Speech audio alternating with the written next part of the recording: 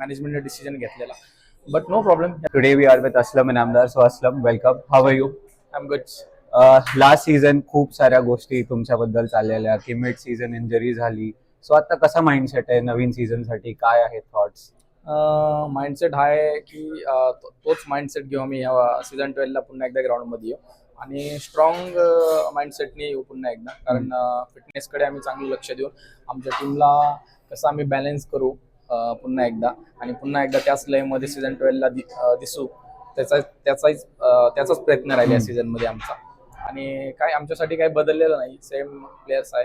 1-2 खेळाडूंना फक्त आम्हाला जे आम्ही ऑप्शन्स मध्ये टार्गेट केले, जी आमची स्ट्रॅटेजी आहे ती जर सक्सेस झाली तर आमची पुन्हा एकदा पुणेरी पलटण त्याच लेमध्ये दिसेल. पुणेरी पलटण एक अशी टीम आहे जे नेहमी नवीन लोकांना एक अपॉर्च्युनिटी देते, एक इमेज देते.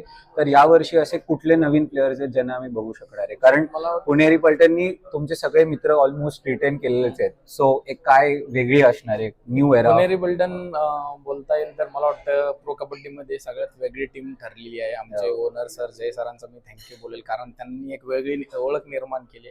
कारण त्यांनी स्वतः प्रोडक्ट बनवलाय प्रो कबड्डीमध्ये आणण्यासाठी. सो आज ते त्या प्रोडक्टवर चॅम्पियन पण बनले. सो पुणेरी पलटणचं एक खासियत आहे की प्रत्येक नवीन खेळाडूंना चान्स देते आणि प्रत्येक वर्षी एक नवीन खेळाडू दिसतोय. सो या वर्षी पण आमच्याकडे यंग ब्रिगेड खूप चांगली आहे.